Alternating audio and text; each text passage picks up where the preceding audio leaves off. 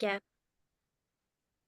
I'm going to give a little bit of background on our guest today, Phyllis Bennis, and then she's going to give a short 10, 15-minute presentation, and then we'll go ahead and starting off with questions from me, and then questions from you all as well.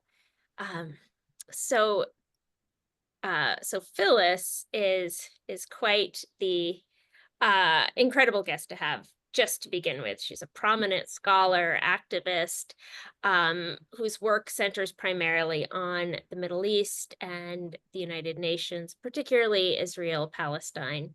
She's a staunch and consistent critic of Israel, and as well a Jewish American.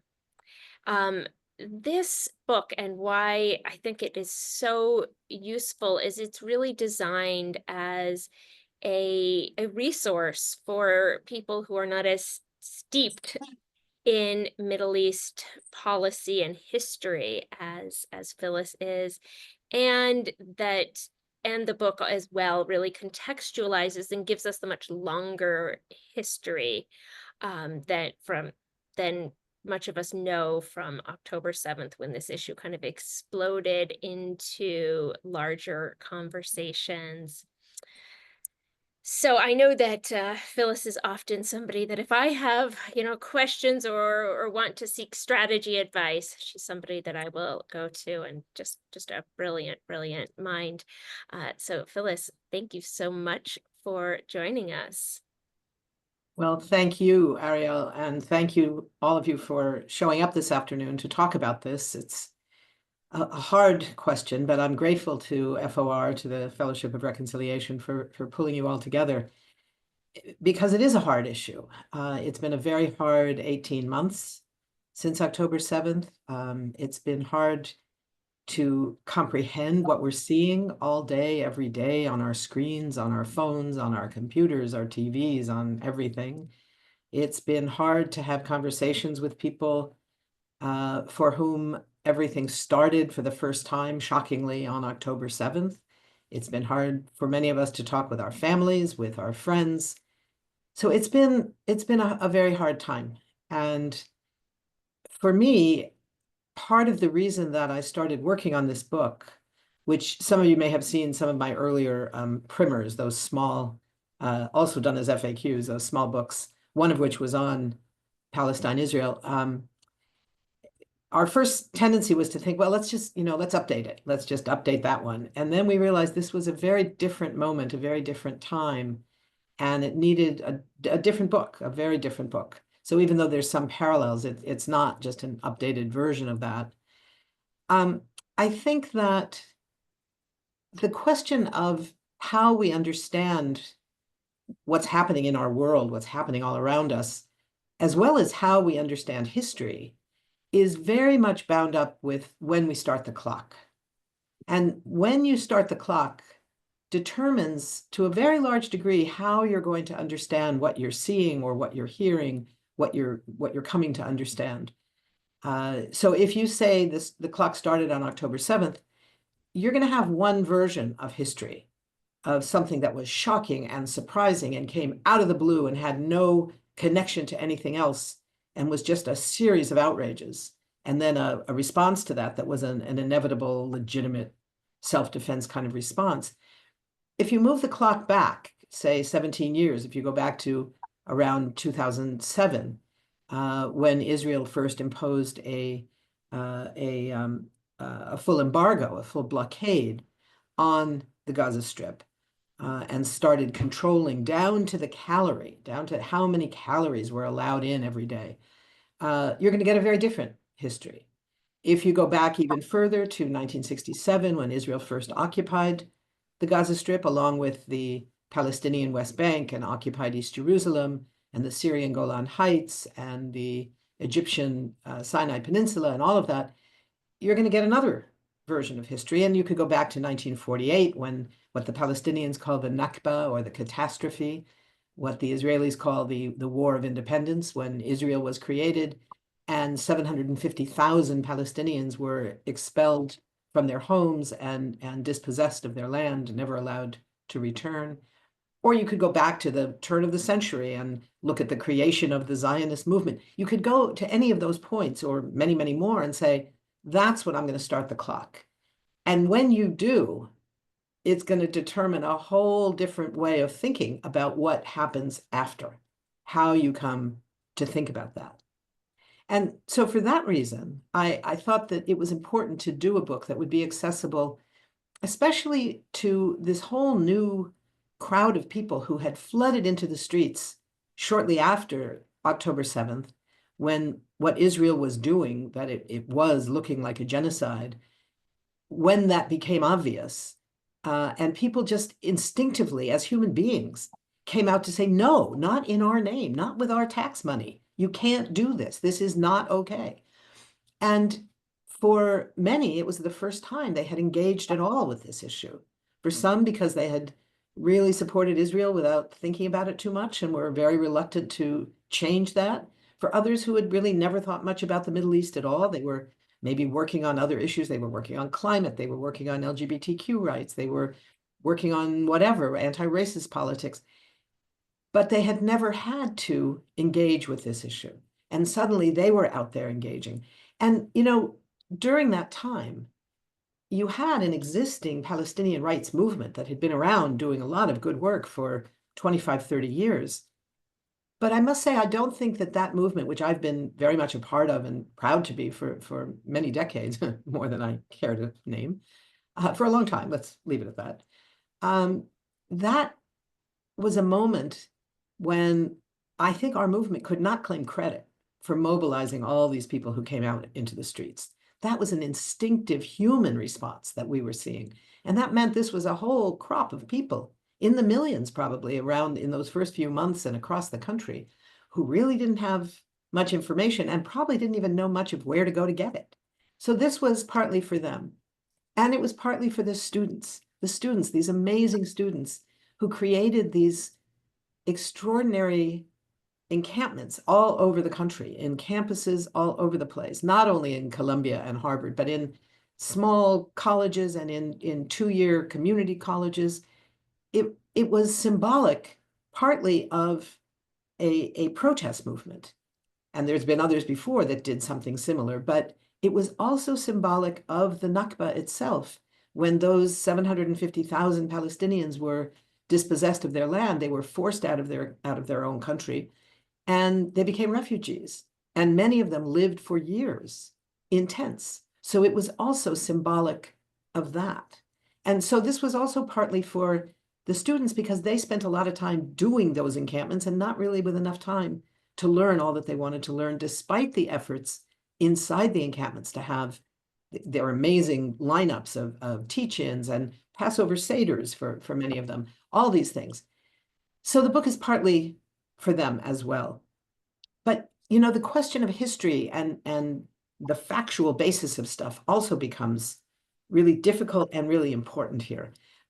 2 weeks ago, I did a week-long sort of book tour in parts of the Northeast, speaking about the book at various bookstores and a couple of college campuses and stuff. And right before I left, I checked in on my notes to make sure that I had some of the up-to-date numbers. The numbers change all the time. So I learned that 118 children, just the children, had been killed in Gaza it was then about 3 weeks since Israel had violated the ceasefire and had gone back to war on March 18th. By the time I got to my second speech, I went to just confirm it, it was up to 322. And 2 days later, it was at 500. And I thought it was going to sort of stay there for a while. And just this afternoon, I went back to check. And it's now what they're saying. They don't have an exact number. It's over 600. That's just children. And that's just in the several weeks since March 18th, when Israel decided to violate the ceasefire and go back to war. So it's a shocking number. And that's not counting. That's separate from the babies, especially, and the elders who are dying from hypothermia, lack of water, lack of food. Children are starving now in Gaza because nothing, not one truck has been allowed in since March 2nd. not one truckload of food, of water, of fuel.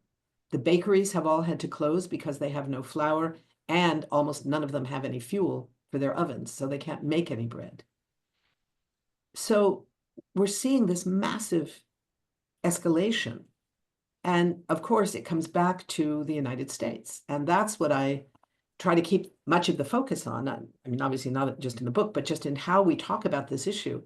It's all about what we do in this country, what our government does with or without our consent, but in our name. And for those of us who are Jewish, especially in our name, claiming falsely that this is all designed to end anti-Semitism, whether it's attacking people who are allegedly attacking Israel because it's Jewish, without ever recognizing the reality of occupation and apartheid, and at home, that the definition somehow of anti-Semitism is now limited to the question of criticism of Israel.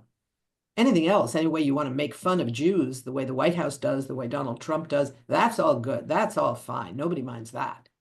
The problem is only these young people who are out there criticizing Israel's reaction to October 7th. That is anti-Semitism in their mind.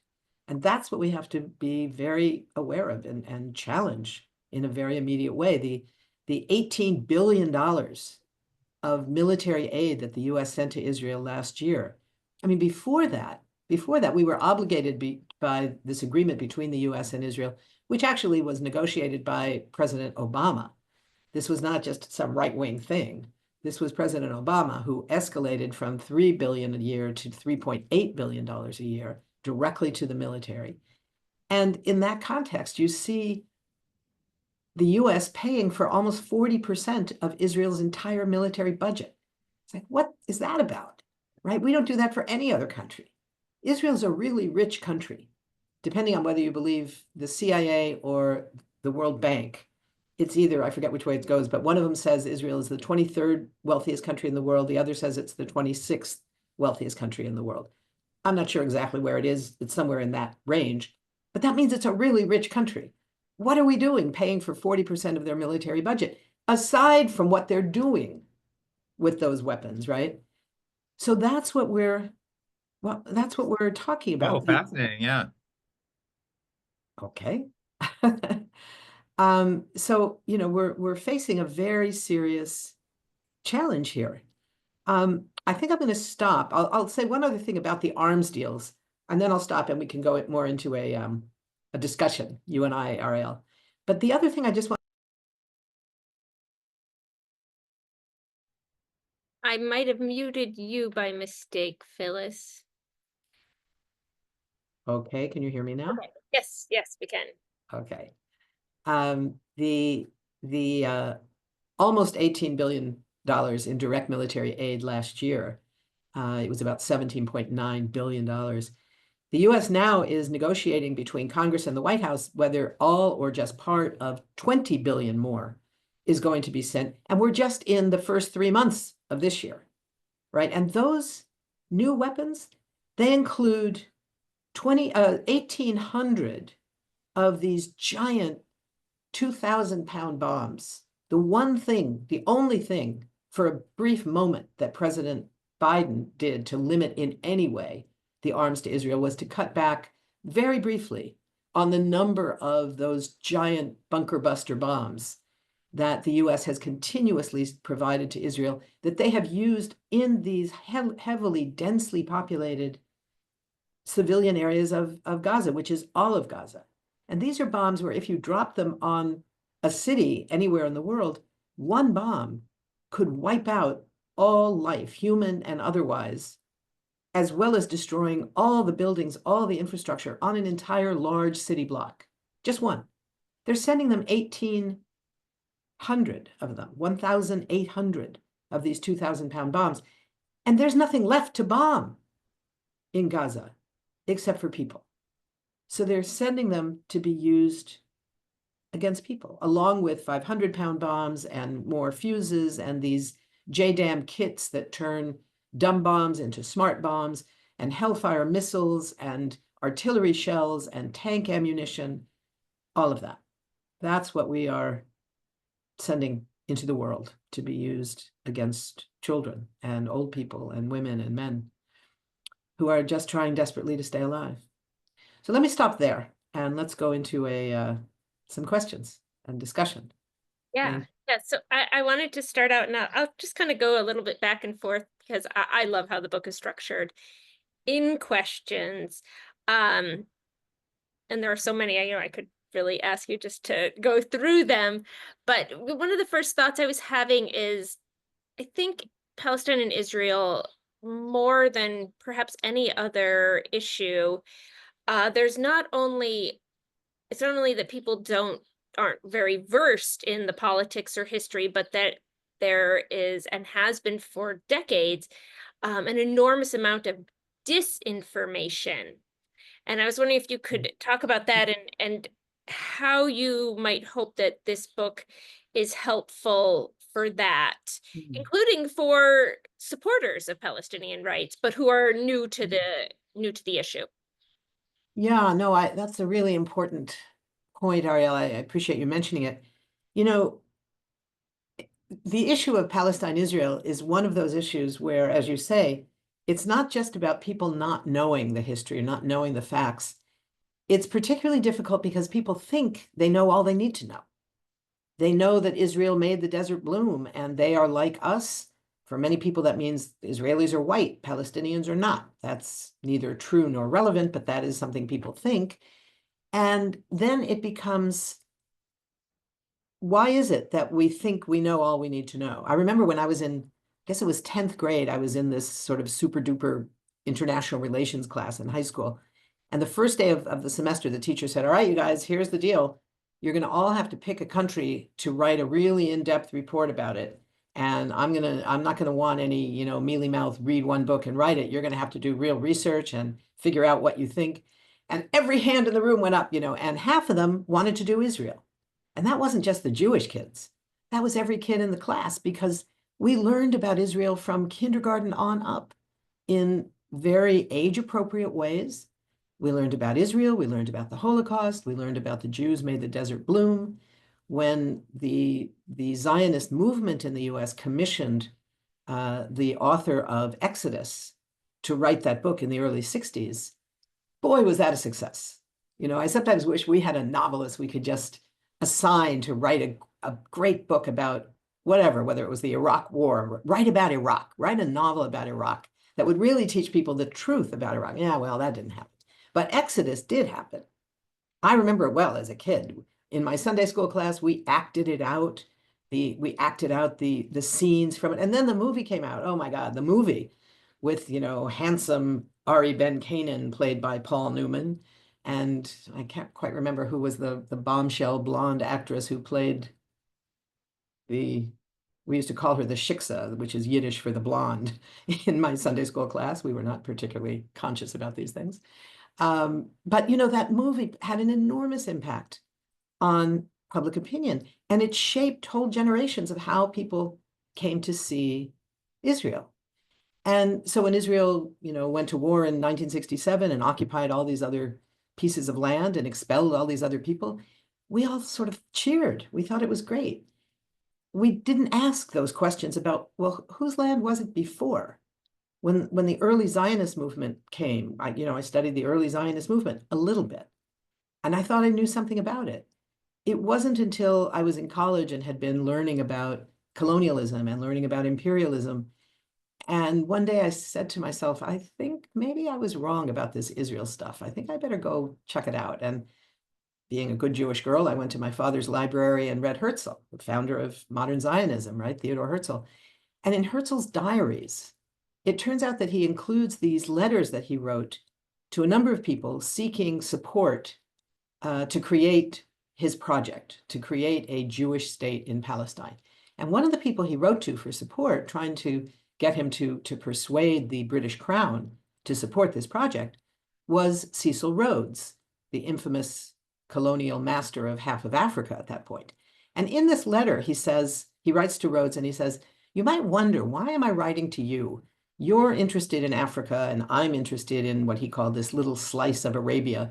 You're concerned about Englishmen. I'm concerned about Jews. So why am I writing to you? And then he answers his own question and he says, because our project are both something colonial. And I remember reading that and saying, whoa, nobody ever taught me that in Sunday school. What's that about? And it was kind of, okay, I'm done here with this, sort of illusion about Israel. And I think that it's the kind of experience that lots of people have, but it only happens when you sort of have some other reason to be going and reading Herzl or whatever, whatever is the equivalent of that. So I think it's a really hard thing because we don't learn other narratives. We don't learn the Palestinian narrative. We don't hear the word Nakba in school.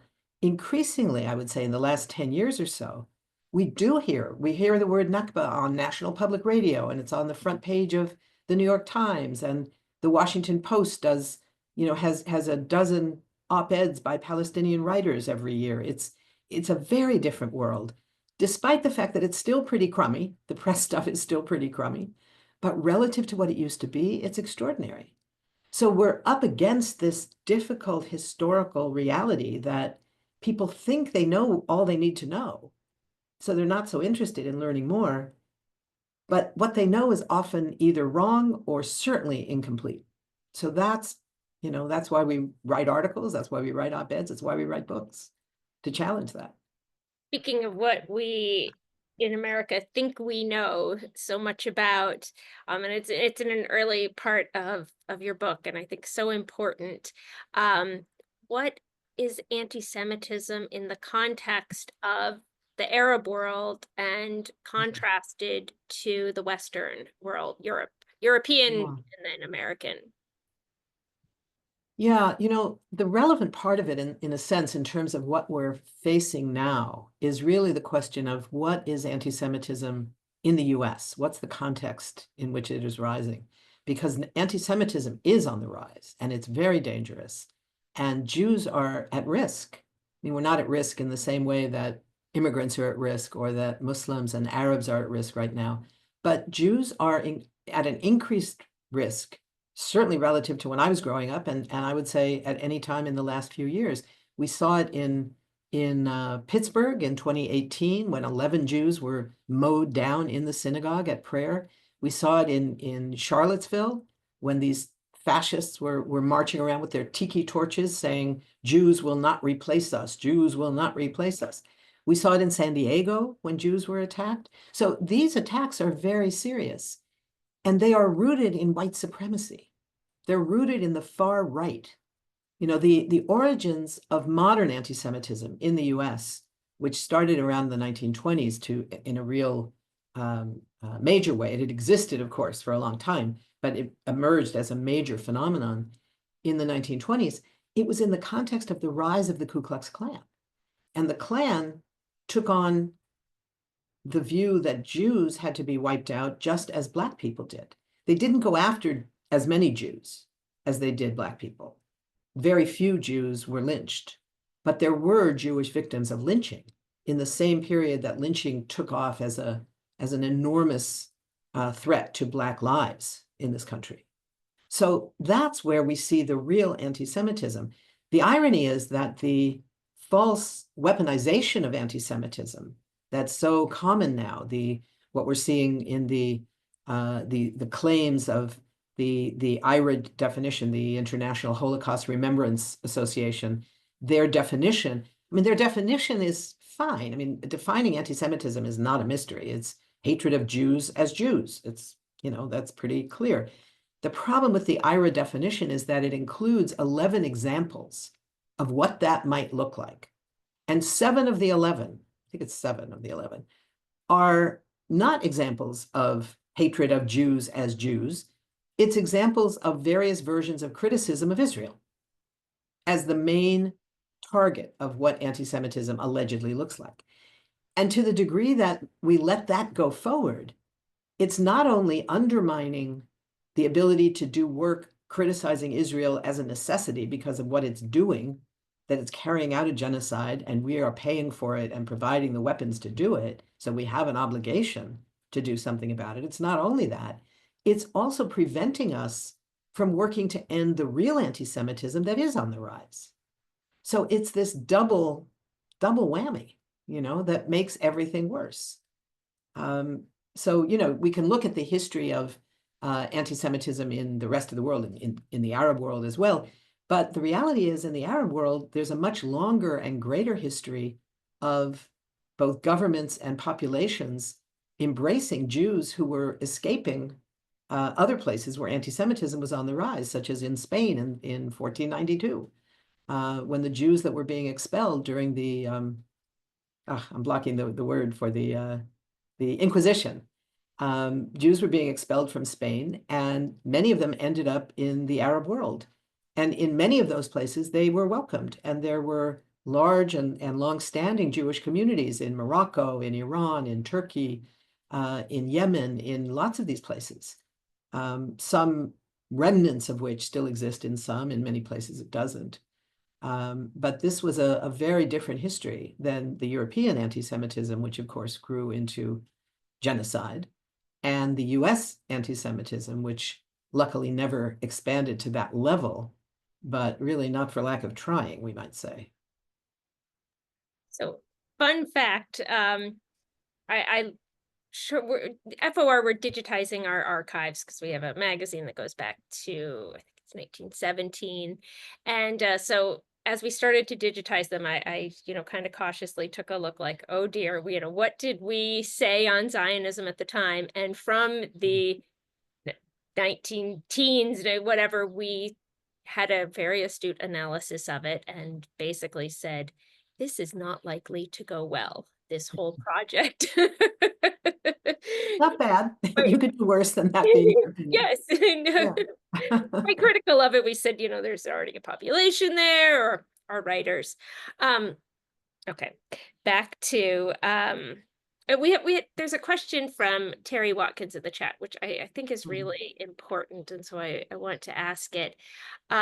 Terry's asking how we handle the rifts in the movement, right? We should say the larger left movement, and the ways in which Israel-Palestine becomes a rift or a barrier to working together in this horrific moment of, attacks on so many things, the rise of just authoritarianism here at home.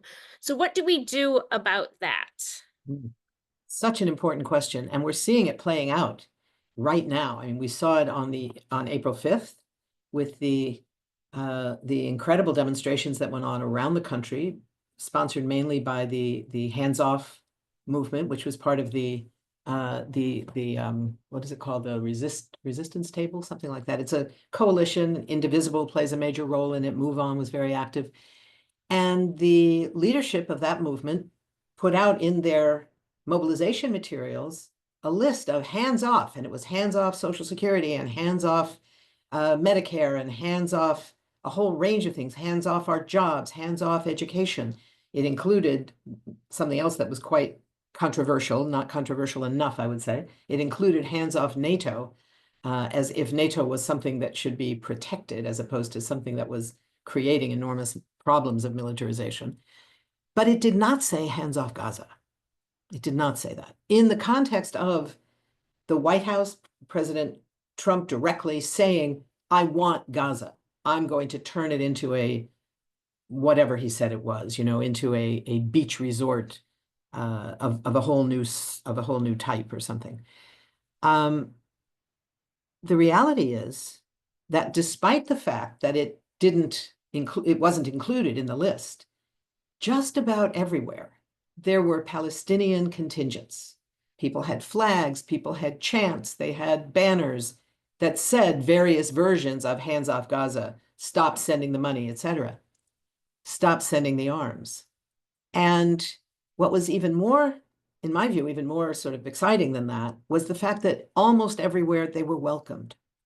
So this was a classic example that's very similar to the problem of the Democratic Party. It's not the same people, but it's the same phenomenon, where the leadership is so far behind the base of the party on this issue that, the fact that 77% of Democrats say no more aid to Israel, no more military aid, that had never happened before, right? We'd never gotten close to that. Suddenly, that's what the polls are saying. And granted, polls are a snapshot. Any one poll is just a snapshot. We know that. But when you see a whole series of snapshots all going in the same direction, you need to take that seriously. And when the leadership of the Democratic Party refused to do that, they were incredibly isolated and they paid a huge price. It wasn't the only reason they lost the election, but as it turns out, it was the single most important single reason. When I don't know how many of you saw this recent poll, it was a pretty stunning one, I thought, which was that it was a poll just of a very specific grouping of people who voted for Biden in 2020, but did not vote for Biden in 2024. So it included people who didn't vote at all, who stayed home, people who voted for their congresspeople or whoever, but didn't vote for president, people who voted for Trump, people who voted for Mickey Mouse or whatever, people who said uncommitted or said Gaza, all of those people. The key was you voted for him in 2020. Why didn't you vote for her, his heir, in 2024? And they gave them 6 choices and said, name, we understand people vote for a lot of different reasons, but name the single most important reason. And I was sure it would be the economy. Turns out the economy was second at, I think it was 26%. First was Gaza, Middle East policy, it was called, at 29%, more than any other reason. So that's huge. That's huge. And that is in a situation where the leadership of the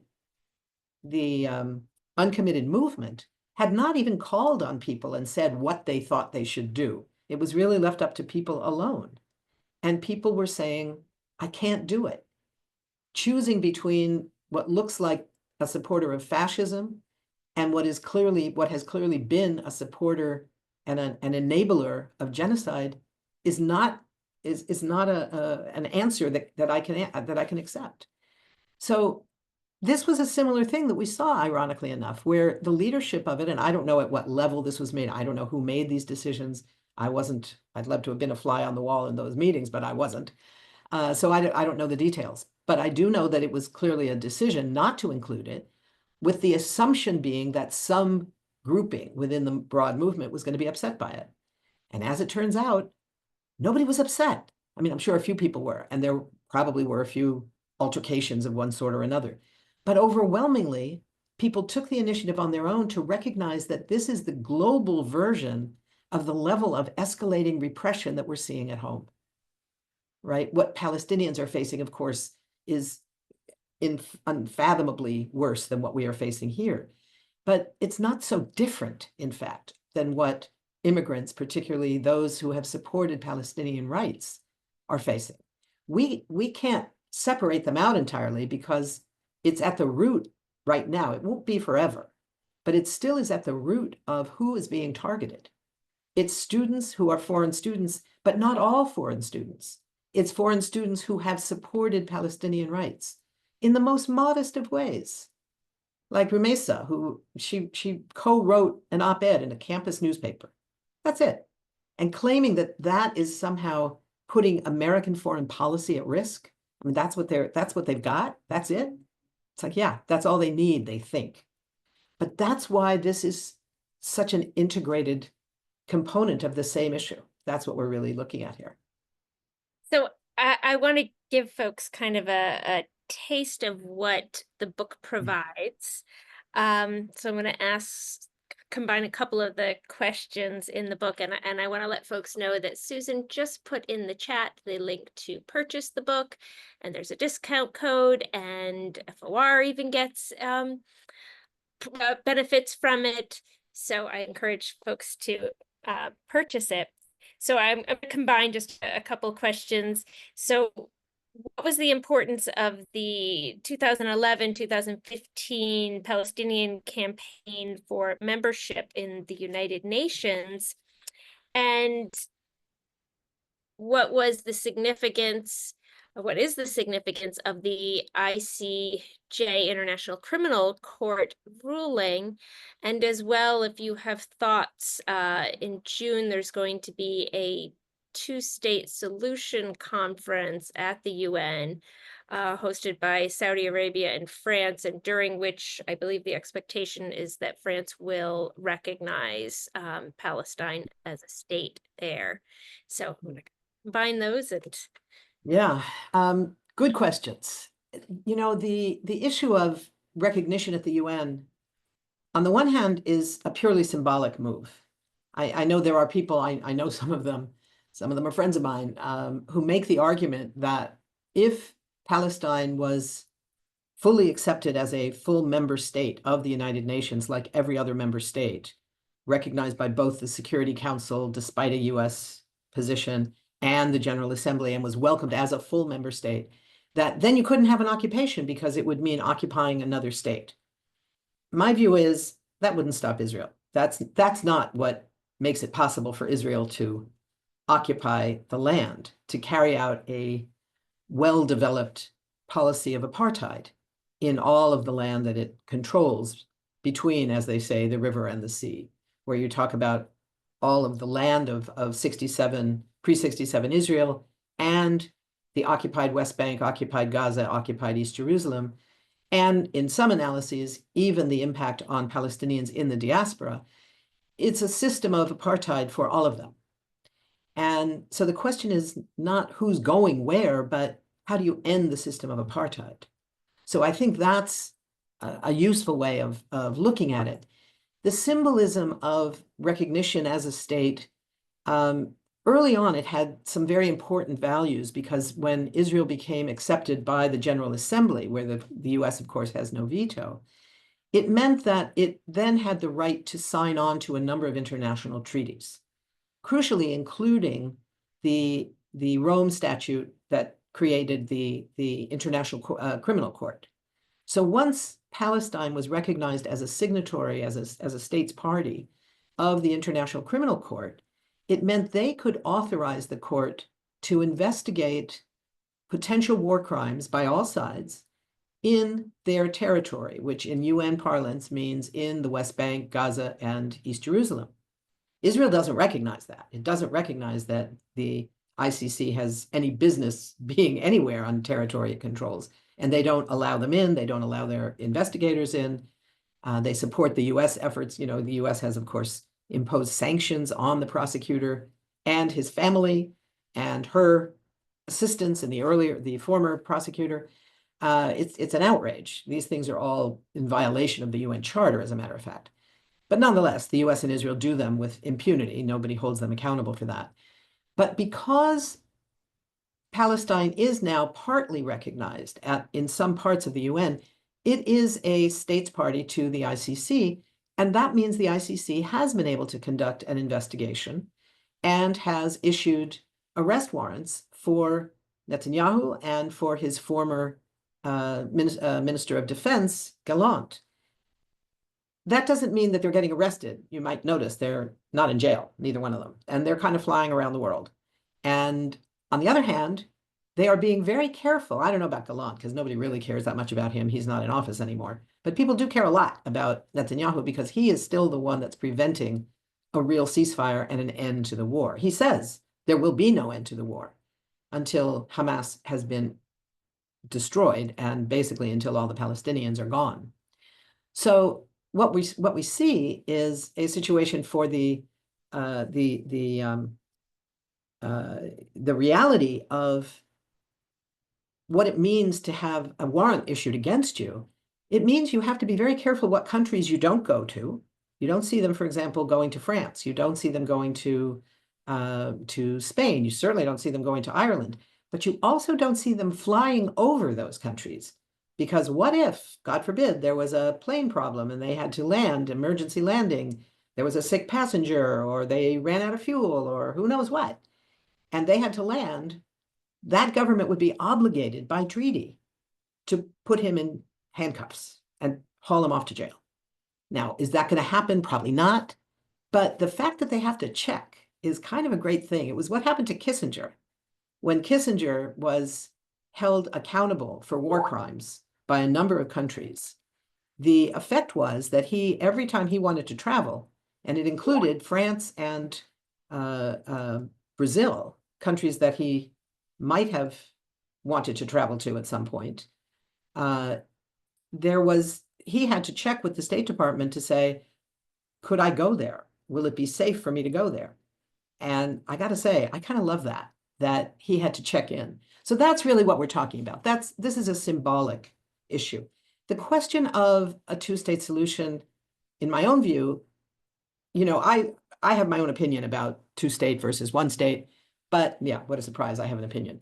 But the bottom line is, I'm a Jewish girl from California. It's not up to me. It's not my call how many states there are. My job is to, and I think the job of everybody on this call who doesn't happen to be a Palestinian or an Israeli, is to make our government stop funding and arming a genocidal regime. And what happens after it is not our call. But I think as an analyst, I can look at it and say, there's not going to be a two-state arrangement. There's no land left for a state. It's also true that what was offered in all these, you hear it all the time, well, Israel was, made this the most generous offer ever, and they offered a state. Well, they didn't. They offered a state minus, which you can call it what you want, but it was not designed, it was explicitly not going to be sovereign. It would not control its own borders. It would not control its own water. It would not control its own electrical grid. It would not control its ports. It would not be allowed to have an airport. It would not be allowed to have a seaport. It would not be allowed to have an army at all. It would not be a state. And to say that, well, why didn't the Palestinians accept it? It was because, number one, it was not a state. Number two, the land that was being talked about was about 22%. We're talking about 22% of historic Palestine is the occupied territories. And we're talking about 60% or less of that territory. So it's tiny scraps of land that are not contiguous. It was a foolish notion that this was going to be somehow taken as a legitimate answer. So what the answer is not up to me, as I say, but I am pretty prepared to say that it ain't going to be something that is actually two equal states that have anything remotely resembling equality within either state or between either state. We have an excellent question. If you could comment on Iran's role in the conflict and focus on the talks that are taking place right now between the US and Iran and what that might mean for Palestine and Israel. I will say there's not much about Iran in the book. So if you're looking for that, don't go to this book.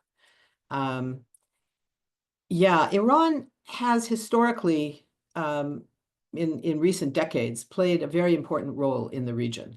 It's a large and powerful country, and it was one of the leading components of what it called itself the axis of resistance, rather an artificial construct at best, I would say.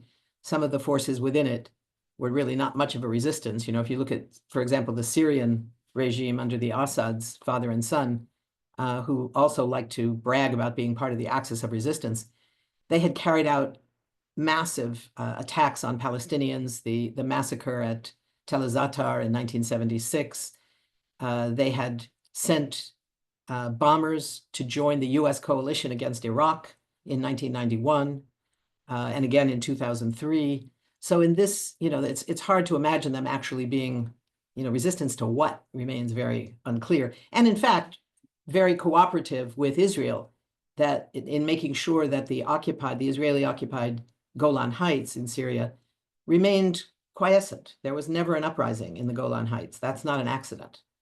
That's not an accident. And so, Iran had allies in the region that it liked to talk about as the axis of resistance.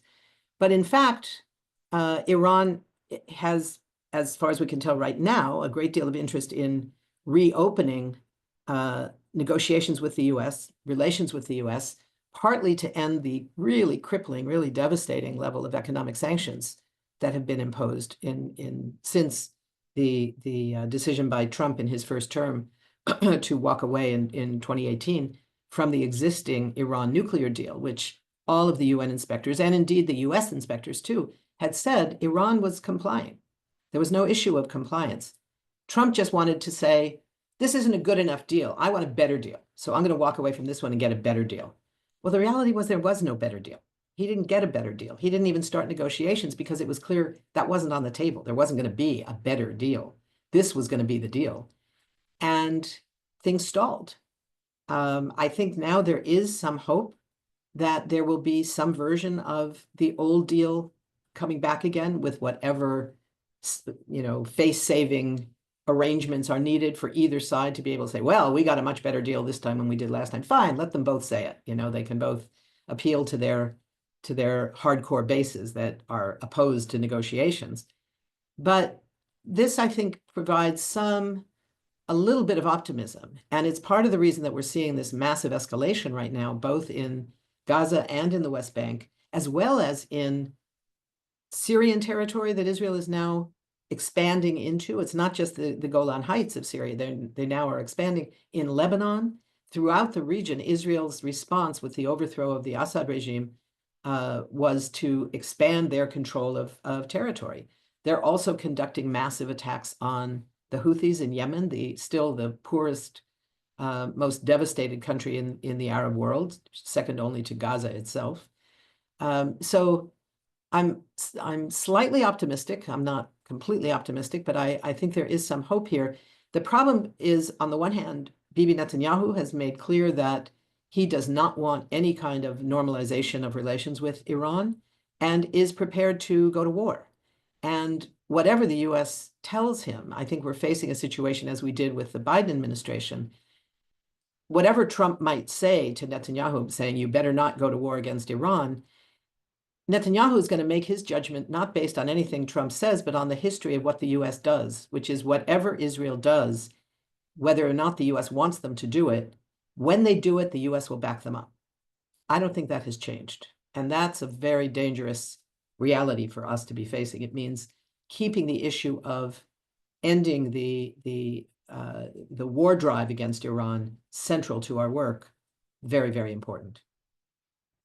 So staying in that region as well, if you could talk a bit about your take on the Abraham Accords, why Trump was and still is working so hard at bringing Israel and Saudi Arabia together, and why that hasn't happened as well. Yeah, the Abraham Accords, for people who aren't familiar with the name, is the set of bilateral relations, bilateral treaties that have been signed between Israel and a number of Arab states. Something that's kind of been in the works for decades, really, talked about quietly, but never really were publicly acknowledged until Trump came into office. And he orchestrated initially a set of these negotiations. I think the first were with Oman and Bahrain and the UAE. And then in the second batch, it was Sudan and I'm forgetting which, but it's a set of Arab governments. Morocco, right, thank you. A set of governments that mostly all wanted for years to normalize relations with Israel for trade reasons, for political reasons, because these governments have little or no concern about the Palestinians. The problem they face is that their people do have a great deal of concern about the Palestinians. So the governments have to walk a very careful tightrope to make the moves they want to move, to make sure that they continue having full access to US arms deals, to the US nuclear protection, to all those things, while not antagonizing their own populations enough so that they are in danger of being overthrown. They don't mind some protests. They can be repressed pretty easily. But they remember 2011 and 12, the Arab Spring, when there were governments that were overthrown by popular protests. So that's what they're dealing with. And then, of course, the prize in all that is Saudi Arabia, the biggest, wealthiest of the Arab countries, the country that has the credibility of being the leadership of Islam because of having the two holy sites in its territory, all of that. So the Saudi position is a tricky one. MBS, Mohammed bin Salman, the crown prince of Saudi Arabia, who has been so chummy with with Trump and his son-in-law, would sign on in a minute. But he has to deal not only with a restive population, but his father is still alive. Nobody is very sure what kind of shape he's in, how cognitively functional he is. There's lots of rumors. But it seems pretty clear that MBS is not going to make that ultimate decision to actually publicly embrace Israel as long as his father is alive. His father was the one who created the so-called Arab Peace Initiative of 2002, which was basically a call for something like the Abraham Accords, in the sense that it called for normalizing trade, politics, tourism, everything between Israel and all these Arab states when Israel ended its occupation. So we know how successful that's been. And that's, been officially the Arab League position. It's the position officially of all these Arab states who are now breaking with that in order to make nice to the US. At the end of the day, these deals, the Abraham Accords, are primarily arms deals between each of the Arab states and the United States. So that's what we're really looking at here. The framework of it is Israel is going to make nice to all these countries. Isn't that great? They won't be at war anymore. Well, they haven't been at war for a very long time. That's not the problem that we face in the region.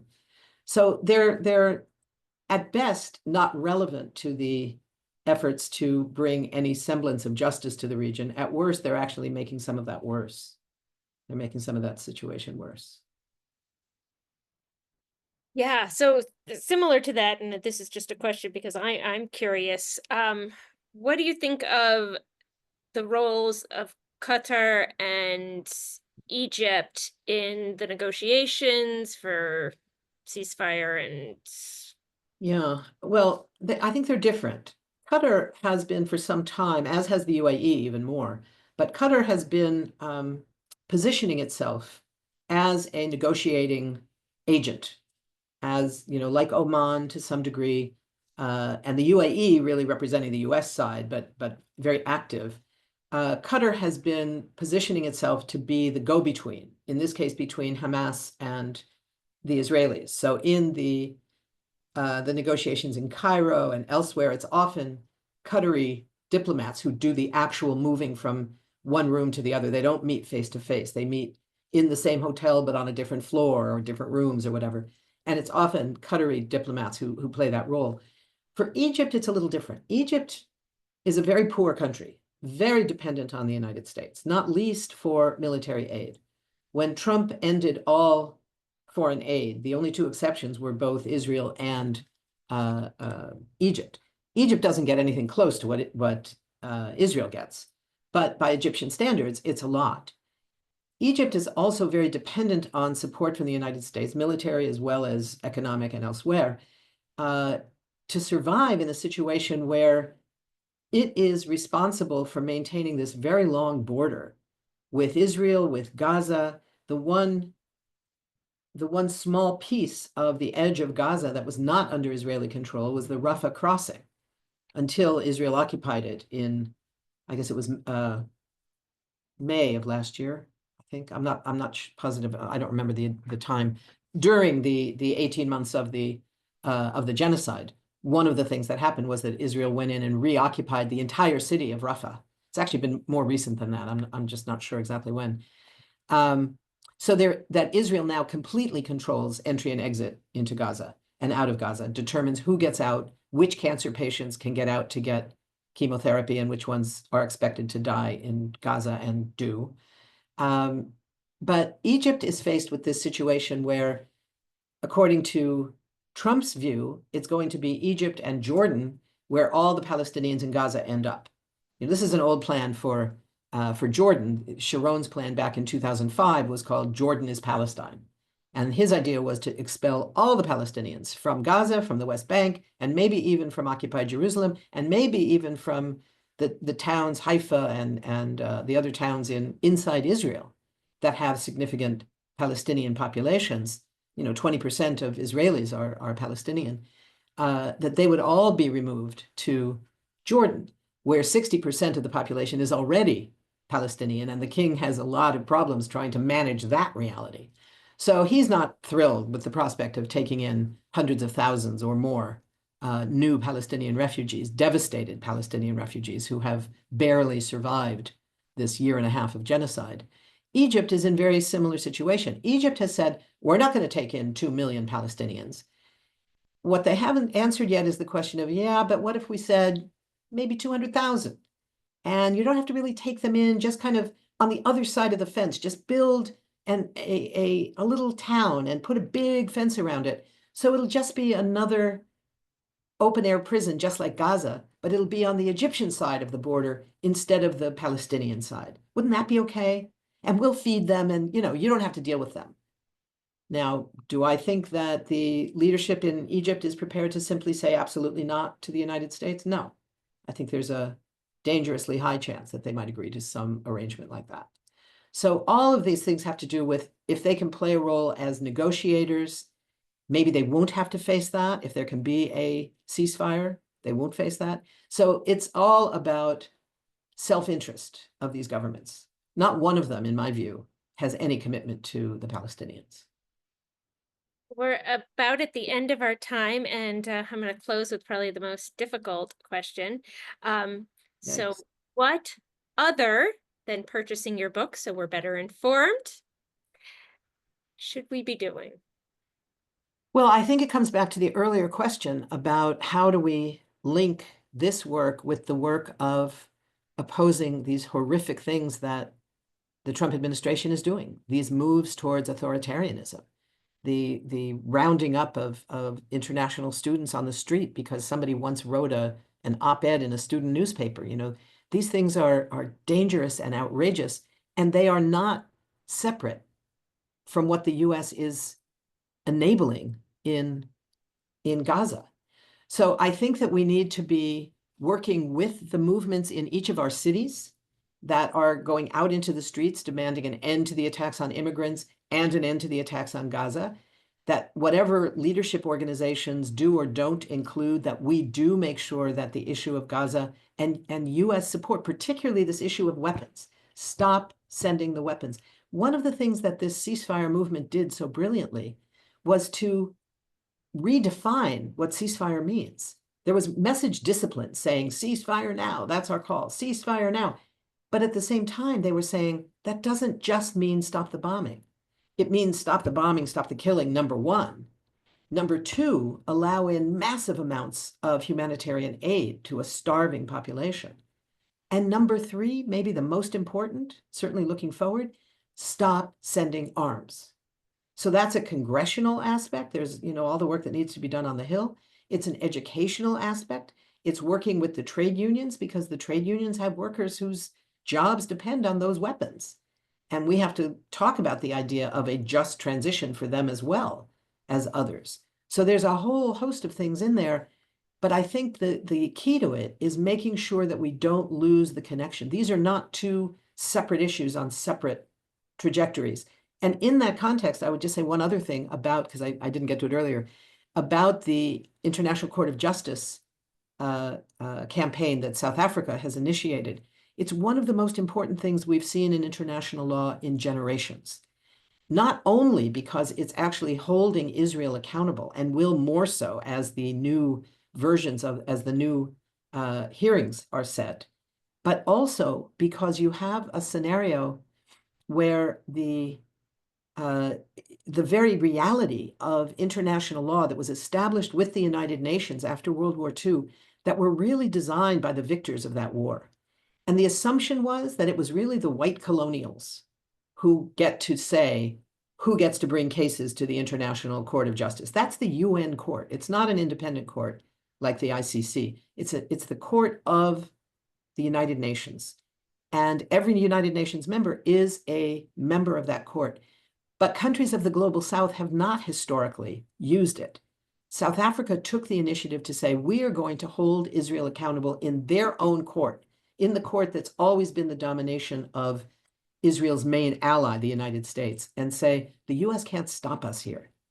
And so when those votes came in the preliminary decision by the court, and they were overwhelmingly close to within one or two votes of unanimous on every one of them, including the US judge who voted with the majority in all but I think one of the 15 or 16 specific votes, the separate votes that were taken.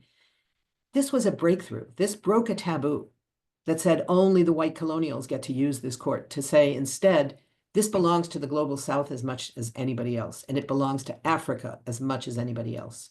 And it can be Africans who hold the Israeli government accountable. So supporting that is, South Africa right now is under enormous pressure from Congress and from the administration. We're not hearing as much about it because there's so much other noise going on in the world, but they've lost all their funding from the US, including PEPFAR, which is keeping alive 600,000 people with AIDS. The expectation is that thousands, tens of thousands of babies are going to die in coming months because their mothers can't get the drugs they need to prevent transmission at birth. There's a very simple drug. You only need one dose of it, but the US just stopped sending it. People are going to die as a result. So taking that on is something for us to be keeping in mind.